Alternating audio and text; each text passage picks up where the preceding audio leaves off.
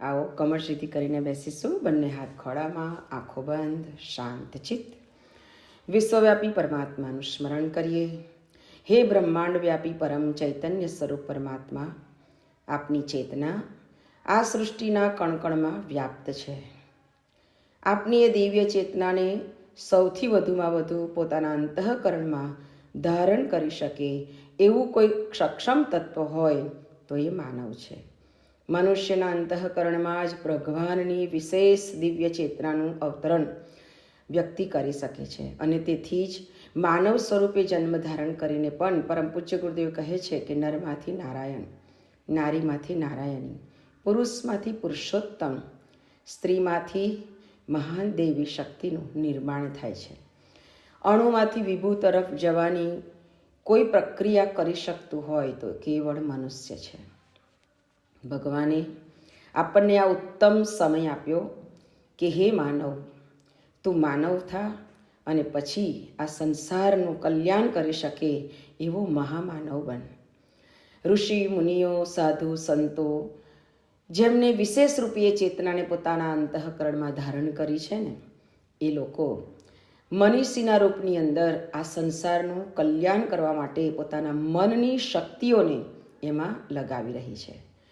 હે પરમ પૂજ્ય ગુરુદેવ, હે પરમ વંદનીય માતાજી, હે મા ઋતુંબરા પ્રજ્ઞા શક્તિમાં ગાયત્રી, આપનું સ્મરણ કરી એ મનીષી તત્વ એટલે કે મનની ઈશ્વર તરફની ગતિશીલતાની જે દિવ્ય ગતિ છે એ અમને પ્રદાન કરો.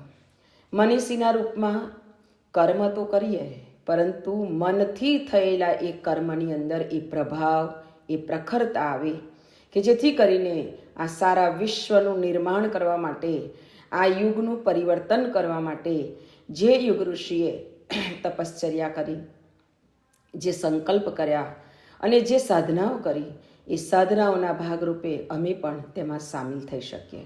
અમારી અંદર એ ઉચ્ચતમ ભાવ જાગૃત કરો. અમારા અંતઃકરણમાં ક્ષીણતા, શુદ્રતા, સંકીર્ણતાનો નાશ કરી અને નિરંતર ઉદારતા, સમદર્શિતા, ક્ષમતા અંતઃકરણમાં જાગૃત કરો. હૃદયની મંગળ પ્રાર્થના સાથે વિશ્વ કલ્યાણની કામનાથી સ્વસ્વર ગાયત્રી મહામંત્રનું આપણે સૌ ઉચ્ચારણ કરીશું. ઓમ ભૂર્ભુવઃ સ્વાહા તત્સવિતુર્વરેણ્યં ભર્ગો દેવસ્ય ધીમહિ ધિયો યો નઃ પ્રચોદયાત.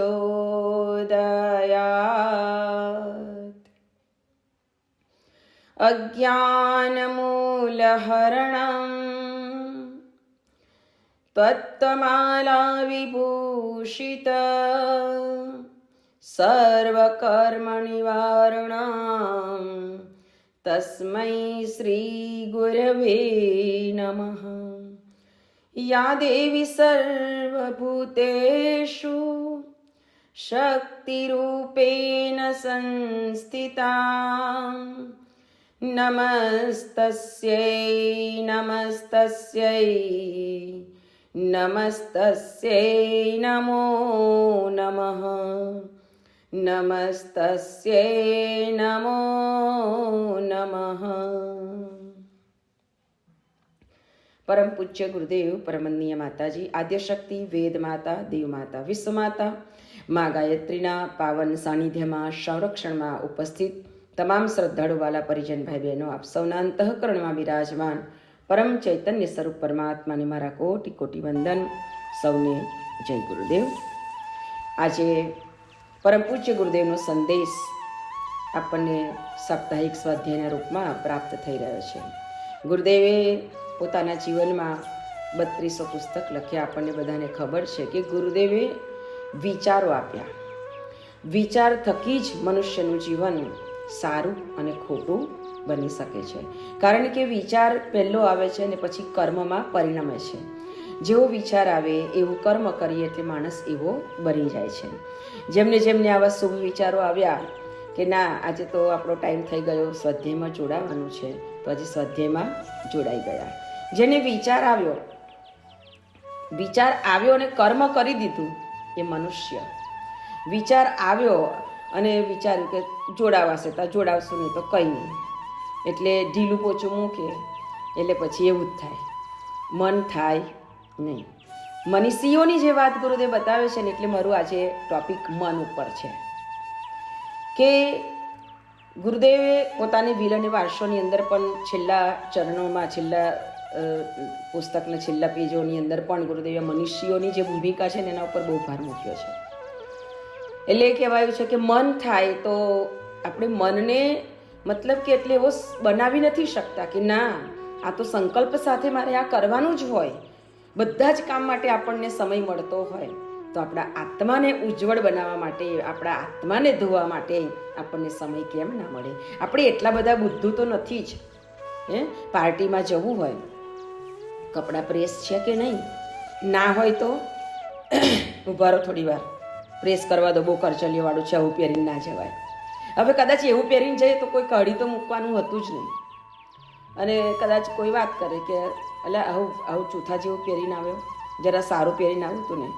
એટલે કે મારી છાપ બીજાના ઉપર ખોટી પડે અને મને કોઈ ટોકે એના કરતાં હું સારામાં સારું વસ્ત્ર પહેરું. એટલે આપણે સારો કલરવાળું વસ્ત્ર કાઢીએ, જેવો સમય છે એ પ્રસંગ પ્રેસ કરી દઈએ, સરસ રીતે આપણે શણગાર સજીને જઈએ.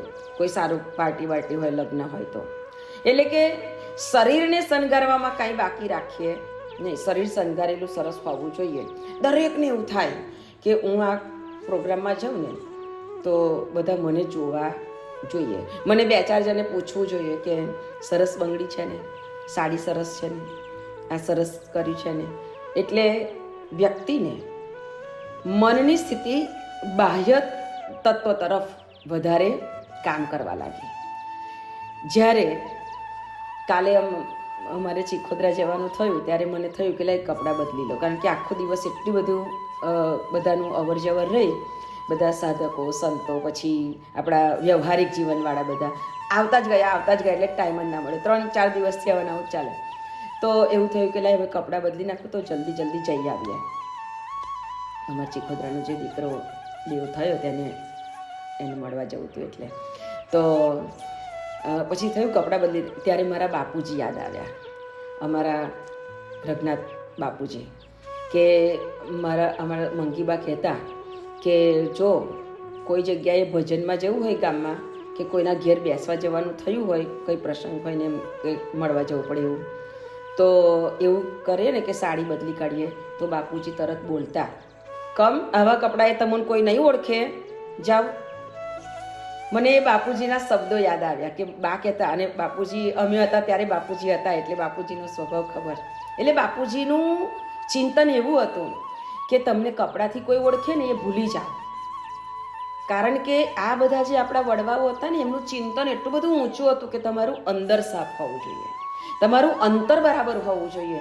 તમારું કપડાં ગમે તે એટલા તમે સરસ પહેરો, આમ સૂટ બૂટ આમ આય બાય લગાવીને તૈયાર થઈને ફરો, અને અંદર 1000 જગ્યાનો કચરો ભરેલો હોય, અને મારી નાખું, નને કાપી નાખું, નનું રેસી નાખું, નનું લઈ લઉં, પેલાનું લઈ લઉં, આમ કરી દઉં, તેમ કરી દઉં, અને રાત પડે મહેફિલોમાં બેસતા હોય, અને પછી આમ સૂટ બૂટ તૈયાર થઈને નીકળો, તો હું તમે એવું સમજો છો કે અમારી બહુ ઇમ્પ્રેશન પડે? બધા જ જાણતા હોય. કહેવાનો મતલબ કે આ દાદા આપણને એ શીખવાડવા માગતા હતા કે તમે બહારની ચિંતા ના કરો, તમે અંદરની ચિંતા કરો, તમે અંતરને ધોવો, બહાર ધોવાની જરૂર નથી. એટલે મેં પછી ના બદલ્યું કપડું. મેં કીધું ચાલો બાપુજીની વાતને આપણે માન આપી દઈએ, ચાલો એવાને એવા બેસી જાઓ. તો એવાને એવા પછી ગાડીમાં બેસી ગયા, જઈને આવી ગયા. શું થયું? કશું નહીં.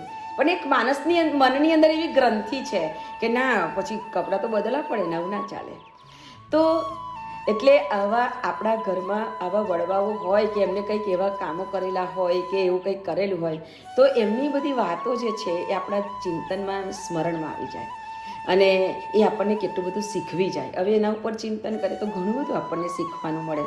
અમારે અહીંયા એક ભાઈ આવ્યો તો તે કહેતો હતો કે અમે તો પહેલાં કોસિંદ્રા રહેતા હતા ને તો બાપુજીના બહુ બિસ્કિટ ખાધા છે. એમ કે અમારા બાપુજી દરરોજ સવારે લાકડીથી ટેકે ચાલતા હતા, પણ દરરોજ સવારે કોસિંદ્રા જવાનું અને બ્રિજ ઉતરતા જ ત્યાં ગાયત્રી મંદિર આગળ એટલા બધા છોકરાઓ આવી જાય ને એ બધાને બિસ્કિટ ખવડાવતા બાપુજી. એટલે કે અમે નાના નાના હતા ને ત્યારે બિસ્કિટ બહુ ખાધા છે કે બાપુજીના, શેઠકાકાના એમ. એટલે આ બધું જે થઈ રહ્યું છે ને અમારા દ્વારા બી એ બધા દાદાઓના, બધા વડવાઓના આશીર્વાદ છે. અને એ આશીર્વાદને લીધે જ એમની જ પ્રેરણાઓ અમને આ બધા કામ કરાવતી હોય. બાકી આ એમની જ ભૂમિ અને એની ભૂમિ ઉપર આવું સરસ કામ થાય, આ એમની એક દેણ છે. તો એ આપણા મનની અંદરથી ખસવી ના જોઈએ. સતત એમનું ચિંતન કરીને એ જે એમને આપ્યું છે વારસો, એને આપણે વધારવાનો પ્રયત્ન કરવાનો. મતલબ કે પરમ પૂજ્ય ગુરુદેવ કહેવા માગે છે કે આ બાપુજીની વાત કરી, પણ ગુરુદેવના જીવનને પણ આપણે જો જોઈએ, જે ગુરુની સાથે આપણે જોડાયા છે, કે એમને શું કર્યું. ગુરુદેવે કીધું કે બેટા મુझे जो कुछ भी मिला मैंने सब बेच दिया और उनका पैसा मैंने गायत्री शक्तिपीठ बनाने में लगा दिया. તપોભૂમિ મથુરાની અંદરનું નિર્માણ કર્યું, એમાં જે વધ્યા હતા તે લગાયા. પોતાના જન્મભૂમિ આંબલખેડાની અંદર દીકરીઓને ઘરની બહાર નહોતા નીકળવા દેતા, અને એ સમયે એ બાજુ કોઈ જ એવું સ્કૂલ કોલેજ નહોતી કે છોકરીઓ આગળ વધી શકે. એટલે ગુરુદેવે મા દાનકુંવરી ઇન્ટર કોલેજનું નિર્માણ કર્યું, શક્તિપીઠનું નિર્માણ કર્યું. મતલબ કે આપણા ગુરુદેવ જો એવું વિચારતા હોય કે અહીંથી કશું લઈ જ નથી જવાનું, તો જે મળ્યું છે એને ભગવાનના કામમાં વાવતા જાઓ, બહુ અરકાટો. તો આપણે પણ આપણા ગુરુદેવે જે નિર્દેશ કર્યો, જીવન જીવીને બતાવ્યું, એને આપણે જીવનમાં વધતે ઓછે અંશે, આપણે એવું નથી કહેતા કે તમે બધું જ મૂકી જ દો, વધતે ઓછે અંશે આપણે બધાએ પણ એની અંદર એ જીવવાનો પ્રયત્ન કરવો જોઈએ. અને આ જીવવાનો પ્રયત્ન કરીશું ત્યારે ઘણા બધા અવરોધો આવશે, ઘણી બધી પરિસ્થિતિઓ આવશે, ઘણી બધી એવી સમસ્યાઓ આપણી સામે ઊભી થાય. પણ આપણો સંકલ્પ બળ મજબૂત હોય, આપણું મનોબળ મજબૂત હોય, આપણું આત્મબળ મજબૂત હોય, તો આપણને કોઈ રોકી શકે નહીં. પણ થોડુંક મનને તમે દોર ઢીલો મૂકો એટલે મન તરત જ આપણને ડગાવા માંડે કે જરાક પ્રયત્ન તો કરવા દે. મને વિચાર કરે કે જરાક પ્રયત્ન તો કરવા દે, હલે છે. જો હલી જતો હશે તો આપણું કામ થઈ જશે. કોણ બેઠું છે મનમાં? કલી બેઠો છે. પરમ પૂજ્ય ગુરુદેવ કહેતા હતા કે હું કાલ નેમીથી તમને નહીં બચાવી શકું. આ કાલ નેમીથી તમારે તમારી જાતે રક્ષા કરવી પડશે. આ કાલ નેમી આપણી અંદર બેસે તો આપણી અંદર ઈર્ષાભાવ જાગૃત થાય. આપણે ભલે સરસ કામ કરતા હોઈએ પણ છતાંય ઈર્ષાભાવ જાગૃત થાય અને આપણા બધા કામોની ઉપર પાણી ફેરવાવડાવી દે. એવા અનેક દાખલાઓ છે કે જેને બહુ સારા કામ કરે છેલ્લે બધું બગાડી નાખ્યું. કેમ? કાલ નેમી, લાલસા જાગે, મહેચ્છા જાગે, અંદરથી આશા અપેક્ષાઓ જાગે, અને આ બધી આશા અપેક્ષાઓ એ જ આપણને નીચે પાડ્યા છે. એટલે દરરોજ સવારે ઉઠીએ, ગુરુદેવ માતાજી માં ગાયત્રીનું ધ્યાન કરીને એટલું જ કહીએ, આજે નવું જીવન આપ્યું, તમારી ઈચ્છા પ્રમાણે જ જીવાય. અમારી કોઈ જ ઈચ્છાની અંદર કામ કરવી જોઈએ નહીં. તો એને જ્યારે દોરી સોંપી દઈએ તો એ દોરી તો કદી નીચે પડવા દેવાનો નથી જ. આપણી પતંગ ઉપરની ઉપર જ ચકશે, હે ને? અને જે દિવસે આપણે એની ઈચ્છાઓને વિરુદ્ધ ચાલીશું, દોરો કટ થઈ જશે.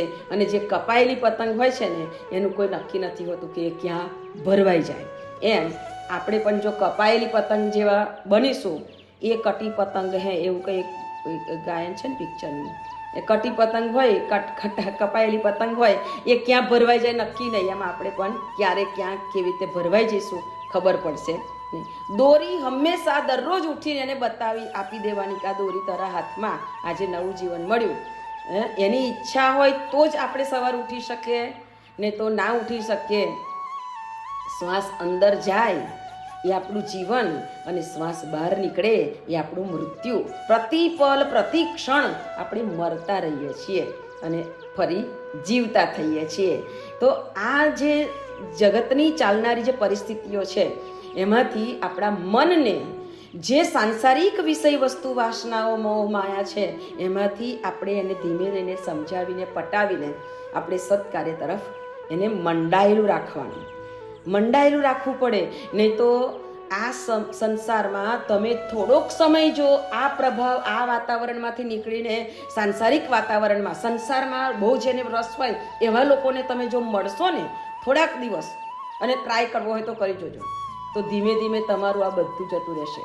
તમને સ્વાધ્યાયમાં બેસવાનું મન નહીં થાય, તમને માળા કરવાનું મન નહીં થાય, તમને ધીમે ધીમે પેલો રંગ લાગવા માંડશે, થોડા જ દિવસ મનને છૂટું મૂકીને જો આ બધાની જોડે મૂકી દીધા, પતી ગયું. એટલે પરમ પૂજ્ય ગુરુદેવ લખે છે કે નિત્ય ઉપાસના, સાધના, આરાધના જો આ કરીએ તો ઉપલબ્ધિ શું? તો પરમ પૂજ્ય ગુરુદેવ બતાવે છે કે સતત સ્વાધ્યાય, આપણું સતત સ્વાધ્યાય થવું જોઈએ. આપણે જો સતત સ્વાધ્યાય કરીશું ને તો અવશ્ય આપણા જીવનમાં એ સરસ રીતે આપણું જીવન ઉજ્જવળ અને દિવ્ય બનશે. એટલે આ મનને સદાને માટે આપના શ્રેષ્ઠ તત્વની સાથે જોડેલું રાખવું પડે. જે દિવસે આપણું મન આ સતત સ્વાધ્યાયમાં જોડાયેલું રહેશે તો ગુરુદેવ કહે છે કે અવશ્ય આપણા જીવનમાંથી જે કાંઈ સંકટો છે, સમસ્યાઓ છે, એ બધી નીકળી જશે. મન સતત આની અંદર રાખો. મનને તમે છૂટો દોર મૂક્યો તો મન આપણને ભટકાવશે. એક ભાઈને વિચાર થયો કે લાવ આપણે કંઈક નવું કરીએ. એટલે એને નવું કરીએ એવો વિચાર આવ્યો તો નવું ઘણું બધું કરી શકાય. પણ એને શું કર્યું? એની પાસે હાથી હતો ને એને દારૂ પીવડાવ્યો. નવું કરવા એને દારૂ પીવડાવ્યો. એટલો બધો દારૂ પીવડાવી દીધો તે હાથી થઈ ગયો ગાંડો. એટલે હાથી એની પાછળ દોડ્યો. હવે હાથી એની પાછળ દોડ્યો એટલે શું કરે? એટલો દોડે ને દોડતા જંગલમાં પહોંચી ગયો. પહોંચી ગયો. હવે તો હાથી નજીક આવી ગયો અને પાછળ જોવા ગયો ને આગળ કૂવો આવ્યો તો કૂવામાં પડ્યો. પણ હવે કૂવામાં પડતા એને થયું લા હું ક્યાં પડ્યો? ને વચ્ચે એક ડાળી ઊગી હતી ઝાડની. જંગલના કૂવા એટલે તો અવાવરું જ હોય. એ ડાળીને એને પકડી લીધી, કારણ કે કૂવાની કાંઠા ઉપરથી એક ઝાડ અંદર એમ નમેલું હતું, મોટું ઝાડ હતું. એટલે એક ડાળી એને પકડાઈ ગઈ. એટલે ડાળી એ લટકી રહ્યો. ડાળીથી લટકી રહ્યો. પછી વિચાર કર્યો, બહાર આગળ હાથી આવીને ઊભો રહી ગયો કે ક્યારે નીકળે. અને હાથી ગાંડો તૂર થઈ ગયેલો દારૂ પીવડાવેલો. એટલે નીચે જોયું તો કૂવાની અંદર મગરમચ્છ મોઢા ફાડીને બેઠા હતા કે આવો ભાઈ, અમે ક્યારના ભૂખ્યા જ છે. તો મગર મોઢું ફાડીને બેઠો હતો. એટલે કે નીચે જોયું તો નીચે મોત, ઉપર જોવે તો હાથી હતો, ઉપર મોત. હવે કરવું શું? વચ્ચે લટકી રહ્યો હતો અને વિચાર કર્યો કે હવે હું આ હાથી જાય તો બહાર નીકળી શકીશ, એટલે બચવાનો ચાન્સ છે. પણ હાથી જાય તો જોયું એને તો એ ઝાડની બીજી ડાળી હતી ને એના ઉપર મધ લાગેલું હતું. તો મધના પૂડામાંથી ટીપા પડતા હતા. એટલે એની લાલસા જાગી કે લાઈક મધ પડે છે તો ચાટવા દે. એટલે માણસ આગળ પાછળ મોત જોવે ને તો એ માયા આવી જાય ને તો એની તરફ લટકી જાય છે. એને રસ પેદા થઈ જાય છે માયા પ્રત્યે. એટલે મધ ચાટવા માંડે છે. મધ ચાટતા એને જોયું કે એ જે ડાળી ઉપર લટકી રહ્યો છે એ ડાળીને બે ઉંદર કાપી રહ્યા છે. એક સફેદ ઉંદર છે અને એક કાળો ઉંદર છે. એટલે વિચાર કર્યો કે આ બે ઉંદર તો આ ડાળીને કાપી રહ્યા છે, એટલે આમે આ ડાળી અત્યારે નહીં તો થોડા સમય પછી તો તૂટવાની જ છે. એટલે મારે નીચે જ પડવાનું છે. મારો હવે એનો મતલબ કહેવાનો મતલબ એ થયો કે એને બચવાનો કોઈ ચાન્સ નથી. આ એને જોયું છતાંય પેલું મધ ખાવા માટે આમ કરીને પ્રયત્ન જ કરે છે. જે બાજુ ટીપું પડતું દેખાય એ બાજુ મોઢું લઈ જાય. બે હાથે તો ડાળી પકડી છે. હવે આવી પરિસ્થિતિમાં પણ પરમ પૂજ્ય ગુરુદેવ કહે છે કે માણસ આ સંસારની લાલસાઓમાંથી બહાર નીકળી શકતો નથી. આ એવી વાત છે કે ચારે બાજુ મોત ભમે છે, છતાંય માણસને કંઈક સારું કરી લઉં, કંઈક ભગવાન ભજી લઉં એ યાદ આવતું નથી.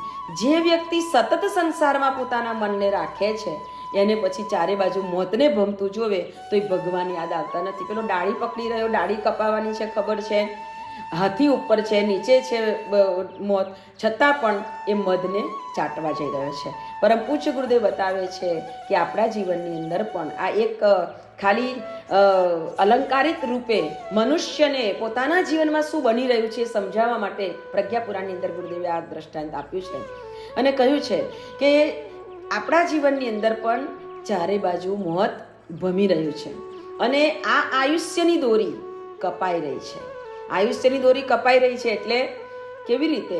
તો કે સફેદ ઉંદર અને કાળો ઉંદર દિવસ અને રાત આપણા જીવનમાં સતત આવ્યા કરે છે અને આપણી આયુષ્યની ડાળી કપાતી રહી છે.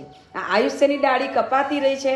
દિવસ રાતથી આપણે એની અંદરથી નીકળતા જઈએ છીએ અને ઉપર અને નીચે મોત છે, એટલે કે મોતનો કોઈ ભરોસો નથી. બધાના જીવનની અંદર આ પરિસ્થિતિ આવવાની.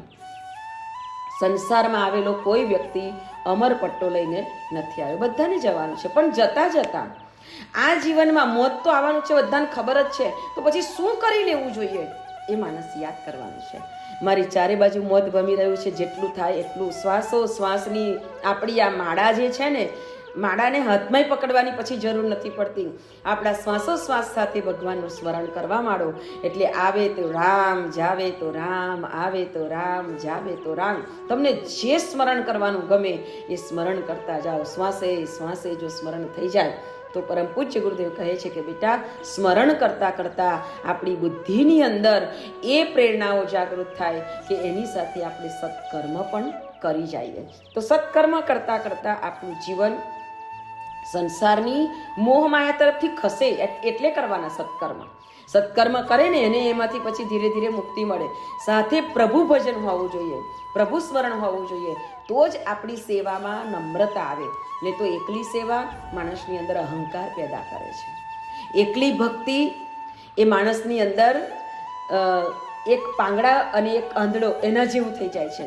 એટલે કે સેવા વગરની ભક્તિ એ પાંગડી છે અને ભક્તિ વગરની સેવા એ આંધળી છે.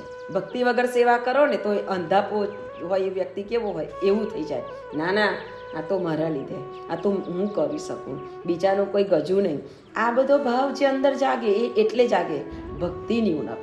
તો ભક્તિ એ વ્યક્તિના જીવનની અંદર એટલી બધી સરળતા લાવી દે, અને જે વ્યક્તિ સરળ બને ને એની ભક્તિ પછી કહેવાય. જે વ્યક્તિ બીજાનું જોઈને અંદરથી આગ બબૂલતો હોય, એના વિરોધની અંદર કંઈ ને કંઈ કાવા દાવા કરતો હોય, એ ભક્તિ નથી, એ દોડ છે. જેને ભક્તિ પચીને એ તો બીજા કોઈનું ખોટું બોલવા પણ તૈયાર ના હોય, એને જોવા પણ તૈયાર ના હોય, એ એનું કામ કરે છે. આપણે આપણું કામ કરવાનું. એની બુદ્ધિ પ્રમાણે એ કામ કરે, આપણી બુદ્ધિ પ્રમાણે આપણે કામ કરીએ. આપણને ગુરુદેવે જે બુદ્ધિ આપી છે, શક્તિ આપી છે, પ્રેરણા આપી છે, એ રીતે આપણે કામ કરીએ. તો પરમ પૂજ્ય ગુરુદેવ કહે છે કે જ્યારે આ પરિસ્થિતિ આપણા જીવનમાં આવે છે, ત્યારે આપણા જીવનમાં ખરેખર પ્રભુની કૃપા વન માગે ઉતરે છે. એને માગવી નથી પડતી કે તું કૃપા કરજે, એની જાતે આપોઆપ, કારણ કે આપણો સિગ્નલ અપાઈ ગયો છે. જેનો સિગ્નલ અપાઈ જાય ને ત્યાં એ ચેતના ઉતરવા માંડે. આપણે સિગ્નલ આપવામાં કચાશ રાખવાની નહીં. સિગ્નલ ના આપ્યો હોય ને ગાડી આવી જાય ને તો એ એક્સિડન્ટ થાય, ખબર છે.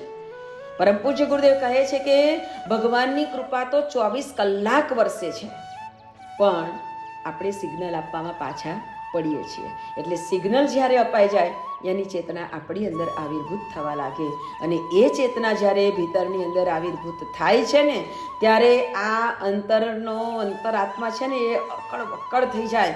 એને એમ થઈ જાય કે હવે હું એ પરિસ્થિતિ, અનુભવ એટલો બધો જબરજસ્ત છે કે એને કેવી રીતે વર્ણવી શકાય. એને એમ કહેવાય કે ગુંગાને ગોળ ખવડાવો તો એ શું કહે, કેવો લાગે એવું પૂછે તો હું બોલે, એવી પરિસ્થિતિ છે.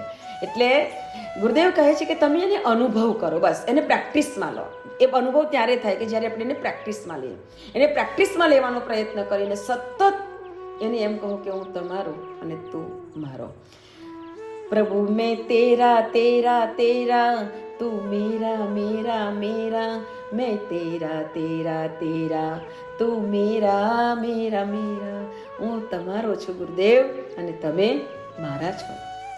બસ તુમ ભક્તન કી ભક્ત તુમ્હારે, જનની પુત્ર પ્રાણ તે પ્યારે. ગુરુદેવે કેટલી સરસ વાત બતાવી કે માની પાસે બેસો ને એટલે તમે બધું જ ભૂલી જાવ. એટલું જ કહો, તુમ ભક્તન કી ભક્ત તુમ્હારે, તું અમારી અને અમે તમારા. પણ કેવો સંબંધ?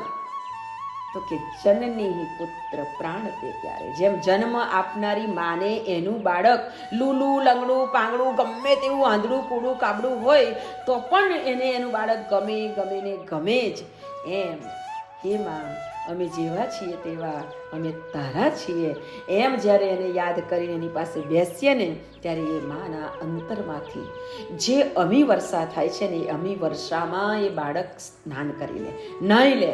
અને એ નાહી એમાં એનું બધું જન્મનું બધું ધોવાઈ જાય, બધું પૂરું થઈ જાય, બિલકુલ નિખાલસ, હૃદય અંતઃકરણ શુદ્ધ, નિર્મળ,